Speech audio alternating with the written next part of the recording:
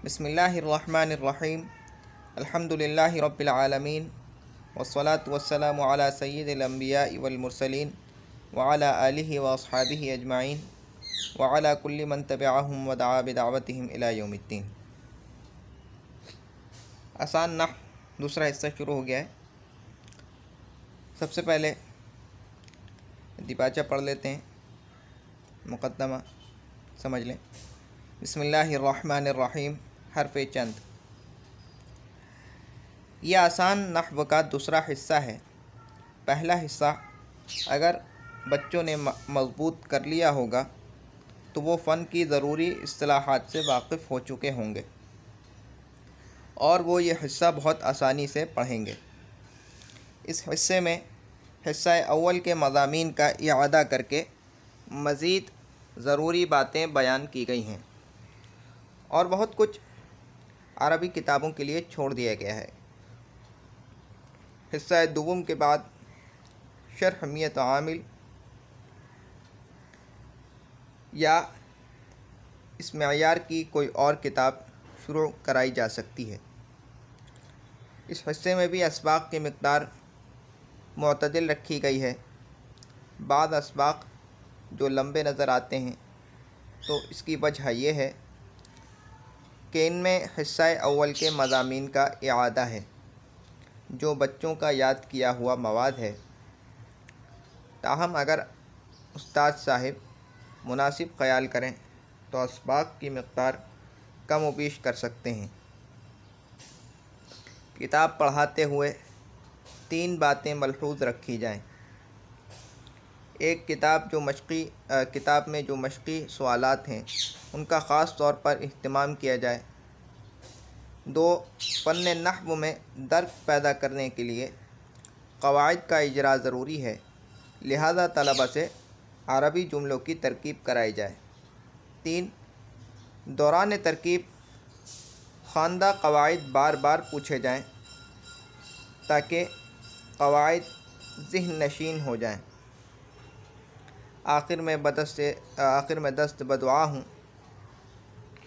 कि परवरदिगार आलम इस मामूली मेहनत को कबूल फ़रमाएँ और नौ निहालों को इससे फैज़याब फ़रमाएँ। आमीन। वसल्लल्लाहु अला नबील करीम वल्हम्दुलिल्लाहि रब्बिल आलमीन। सईद अहमद आफ़ल्लाहु अन्हु, पालनपुरी, खादिम दारुल उलूम देवबंद।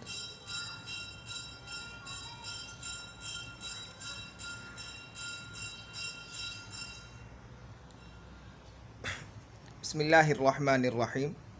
सबसे पहले किताब शुरू करने से पहले हमारे अकाबरीन का ये मामूल रहा है कि वो ये दुआ पढ़ाते हैं। मैं पढ़ूँगा, आप मेरे साथ साथ पढ़ लें 3 बार। रब्बि यस्सिर वला तुअस्सिर व तम्मिम बिल खैर। रब्बि यस्सिर वला तुअस्सिर व तम्मिम बिल खैर। रब्बि यस्सिर वला तुअस्सिर व तम्मिम बिल खैर। Rabbi ज़िदनी इल्मा, rabbi ज़िदनी इल्मा, rabbi ज़िदनी इल्मा। अद्दर्सुल अव्वल। इल्म नहव वो इल्म है जिससे इस्म, फ़िअल और हर्फ को जोड़कर जुमला बनाने का तरीक़ा मालूम हो, नीज़ हर कलिमे की इअराबी हालत मालूम हो। मौज़ू इस इल्म का कलिमा और कलाम है और फ़ायदा इस इल्म का अरबी ज़बान बोलने और लिखने में गलती करने से महफूज रहना है। सबसे पहले तारीफ़ बयान की गई है इल्म नहव की। जो हम फ़न पढ़ रहे हैं वो असल में है क्या चीज़ जो हम पढ़ रहे हैं। फिर उसके बाद ये जानना ज़रूरी होता है कि हम जो पढ़ रहे हैं वो चीज़ किस चीज़ से मुताल्लिक़ है और फिर जो हम ये चीज़ पढ़ रहे हैं इसका फ़ायदा क्या है, क्यों पढ़ रहे हैं। तो सबसे पहले तो इल्म नहव की तारीफ़। इल्म नहव यहाँ इल्म से मुराद फ़न है। वो इल्म है जिससे इस्म, फ़िल और हर्फ को जोड़कर जुमला बनाने का तरीक़ा मालूम हो। इस्म, फ़िल और हर्फ को जोड़कर जुमला बनाने का तरीक़ा मालूम हो, नीज़ हर कलिमे की इराबी हालत मालूम हो। इसके साथ साथ हर कलिमे की इराबी हालत मालूम हो, यानी ये मालूम हो कि कौन सा कलिमा मुअरब है और कौन सा मबनी, और किस कलिमे पर क्या इराब आएंगे और क्यों, यानी कौन से इराब आएंगे और क्यों आएंगे। तो ये थी इल्म नहव की तारीफ़। अब मौज़ू इल्म नहव का, यानी इल्म नहव किस चीज़ से बहस करता है। मौज़ू इस इल्म का कलिमा और कलाम है। कलिमा और कलाम है, कलिमे से और कलाम से बहस करता है ये। फ़ायदा इस इल्म का, यानी क्यों पढ़ रहे हैं, अरबी ज़बान बोलने और लिखने में गलती करने से महफूज रहना है। अरबी ज़बान बोलने और लिखने में गलती करने से महफूज रहना है। कलिमा और उसकी किस्में। मानादार लफ्ज़ की दो किस्में हैं, मुफ़रद और मुरक्कब। मुफ़रद को कलिमा भी कहते हैं, और कलिमा वो लफ्ज़ है जिसके एक माना हो, यानी लफ्ज़ के टुकड़े करने से वो माना समझ में न आए जो पहले समझ में आते थे, जैसे कलम। कलिमा और इसकी किस्में। ये तो आपको मालूम है कि इंसान के मुंह से जो भी बोल निकलता है, जो भी बोल निकले, जो कुछ भी निकलता है इंसान के मुंह से बोल निकलता है, वो लफ्ज़ कहलाता है, उसको लफ्ज़ कहते हैं। अब इंसान के मुंह से जो कुछ भी निकल रहा है, या तो उसका कुछ माना होगा या उसका माना नहीं होगा। वो बोल के जिसका कोई माना है उसे कहते हैं मानादार लफ्ज़, मानादार लफ्ज़। और जिसका कोई माना नहीं है उसको कहते हैं गैर मानादार लफ्ज़। या दूसरे लफ्ज़ों में, जिसका कोई माना नहीं है उसको कहते हैं मुहमल, और जिसका कोई माना है उसको कहते हैं मौज़ू, लफ्ज़ मौज़ू। मानादार लफ्ज़ यानी लफ्ज़ मौज़ू। अब क्योंकि लफ्ज़ मुहमल का कुछ माना ही नहीं होता, इसलिए हम उससे बहस नहीं कर सकते। आगे हम जितनी बहस करेंगे वो मानादार लफ्ज़ से करेंगे, यानी लफ्ज़ मौज़ू से करेंगे। लफ्ज़ मौज़ू, मानादार लफ्ज़ की दो किस्में हैं, मुफ़रद और मुरक्कब। कितनी किस्में हैं? मानादार लफ्ज़ की दो किस्में हैं, मुफ़रद, मुरक्कब। मुफ़रद को कलिमा भी कहते हैं। कलिमा और मुफ़रद एक ही चीज़ के दो नाम हैं, लेकिन कलिमा ज़्यादा मशहूर है। आगे हम जो पढ़ेंगे उसमें कलिमा ही हम नाम लेंगे ज़्यादा। तो मुफ़रद को कलिमा भी कहते हैं, और कलिमा वो लफ्ज़ है जिसके एक माना हो, यानी लफ्ज़ के टुकड़े करने से वो माना समझ में ना आए जो पहले समझ में आते थे। बस ये कलिमा वो लफ्ज़ है जिसके एक माना हो। बस यहाँ तक भी तारीफ़ हो सकती है, ठीक है। इसको मज़ीद समझाने के लिए आगे एक जुमला लिखा है कि यानी लफ्ज़ के टुकड़े करने से वो माना समझ में ना आए जो पहले समझ में आते थे, जैसे कलमुन। सबसे पहले समझे कि माना किसे कहते हैं।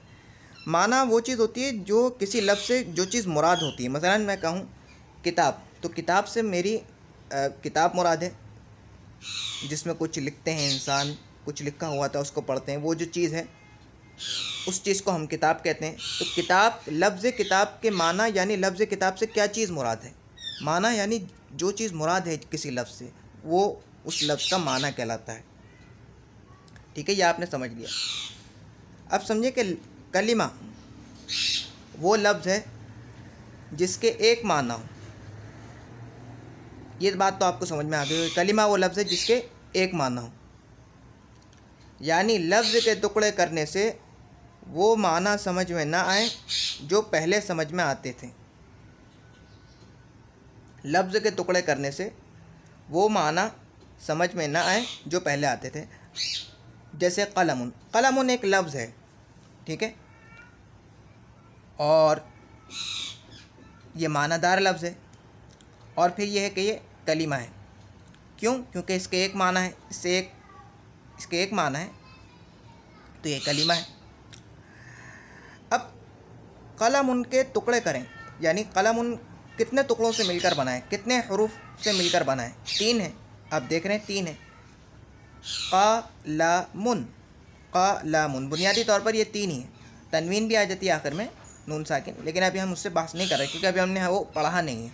तो 3 ले लें। क़लमुन, ये तो आपको समझ में आ रहा है ना। क़लमुन, ये 3 टुकड़े कर दिए हमने। लफ्ज़ क़लमुन के 3 टुकड़े कर दिए। क़लमुन। अब मुझे बताएं कि क़लमुन का क्या माना है, क़लमुन से क्या चीज़ मुराद होती है? क़लमुन से क्या चीज़ मुराद होती है?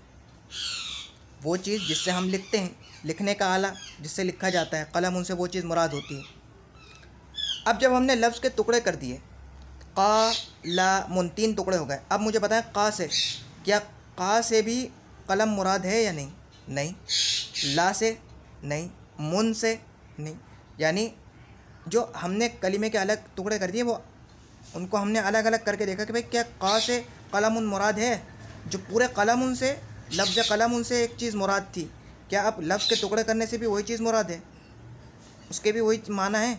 नहीं। क़ा से कलमुन मुराद नहीं, ला से भी कलमुन मुराद नहीं, और मुन से भी कलमुन मुराद नहीं, बल्कि तीनों जब मिलेंगे, इन तीनों के मिलने से एक कलमुन मुराद होगा। ठीक है, ये बात समझ ली। अब समझें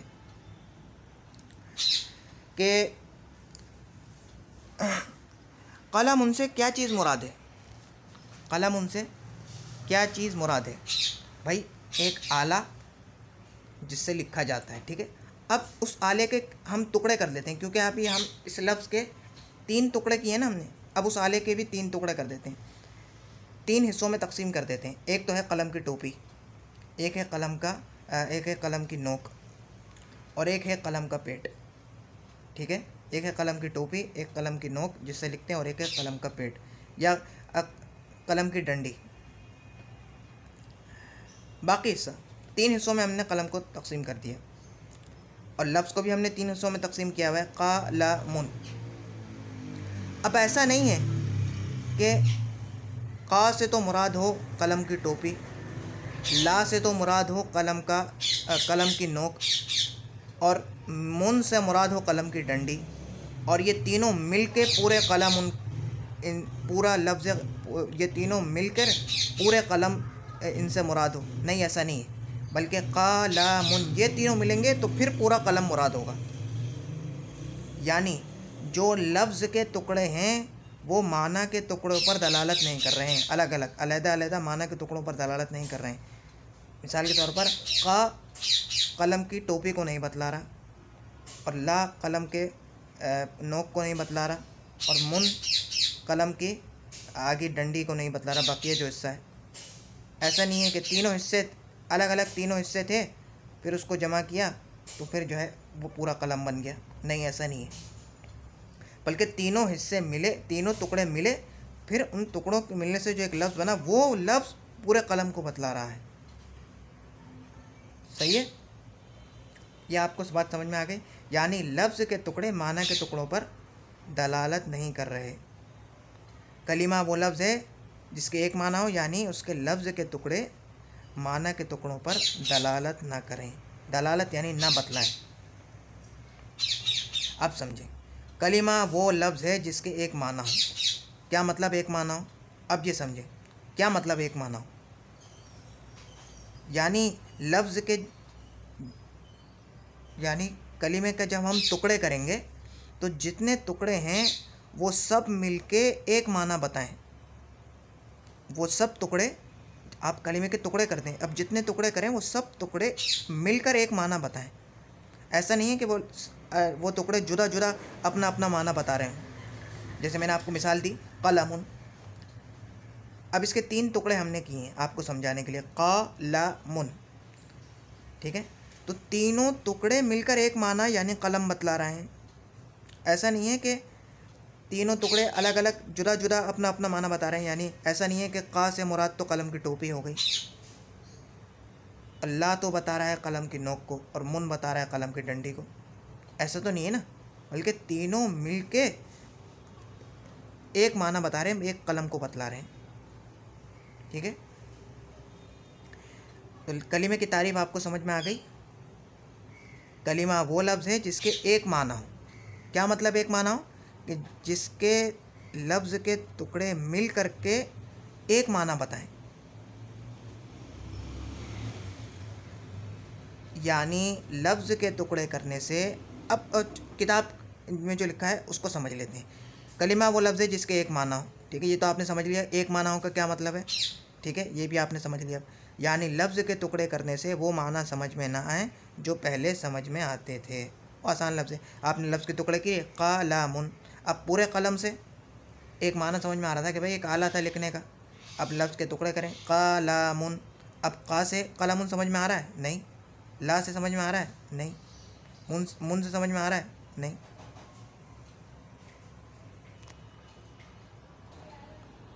ठीक है।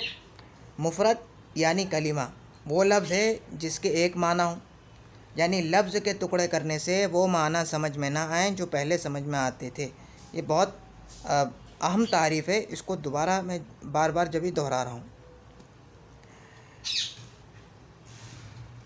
अब इसका मुकाबिल हम ले लेते हैं, यानी मुरक्कब हम ले लेते हैं, ठीक है। मुरक्कब की तारीफ़ क्या होगी? जिसके एक से ज़्यादा माना हो। आम लफ्ज़ों तो यूँ कहते हैं कि जो दो लफ्ज़ों दो कलिमों इजारे से मिलकर बने, ठीक है। अभी हम समझने के लिए चले वो तो मंतिक़ की बात है, वो हम कर लेंगे। अभी ये समझ लें कि कलिमा वो लफ्ज़ है, चले वो समझ लेते हैं, कोई बात नहीं, कि मुरक्कब वो होता है कि जिसके लफ्ज़ के टुकड़े करने से वही माना समझ में आए जो पहले समझ में आ रहे थे। जैसे मैं कहूँ हाज़ा कलमुन, हाज़ा कलमुन, हाज़ा कलमुन, ये कलम है। हाज़ा कलमुन, भाई ये तो आपको समझ में आता है ना, हाज़ा कलमुन, ये कलम है, ठीक है। ये पूरा जुमला है ना, मुसनद मुसनद इलैहि मुब्तदा खबरी, तो आप अब तो समझ गए होंगे। हाज़ा इसमें इशारा है, और मुब्तदा जो है जुमला इस्मिया है। जुमला इस्मिया के पहले जुज़ को मुब्तदा कहते हैं, और जुमला इस्मिया वो होता है जिसका पहला जुज़ इस्म हो। हादा ये इस्म है और ये मुब्तदा है। और दूसरे लफ्ज़ों में देखा जाए तो ये मुसनद इलैहि, यानी इसके बारे में ख़बर दी जा रही है। हादा कलमुन, इसके ये के बारे में बतलाया जा रहा है कि ये कलम है। और क्या बतलाया जा रहा है? कलम होना। तो ये के बारे में, यानी लफ्ज़ ये के बारे में कलम होना बतलाया जा रहा है इस जुमले में, ठीक है। तो एक तो है मुसनद इलैहि और एक है मुसनद। जुमला दो चीज़ों से बनता है ना, मुसनद और मुसनद इलैहि, ठीक है। अब इस लफ्ज़ को दो टुकड़े करेंगे हम, एक तो मुसनद इलैहि और एक मुसनद। हादा एक टुकड़ा और कलमुन दो टुकड़े, ये इसकी खबर यानी मुसनद। अब लफ्ज़ के टुकड़े करें, हाजा, हाजा से मुराद ये, और कलमुन, कलमुन से मुराद भी कलमुन है। वही माना समझ में आ रहे हैं जो पहले समझ में आते थे। हादा कलमुन, भाई हादा कलमुन, ये कलम है, ठीक है। तो हादा से मुराद ये है, तो जब हाजा को टुकड़ा किया तब भी उससे मुराद यही है।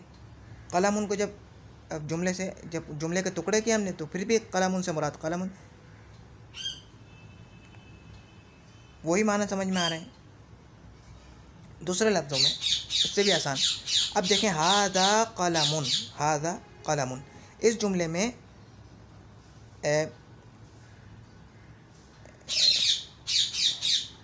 यह मैं कहूँ कि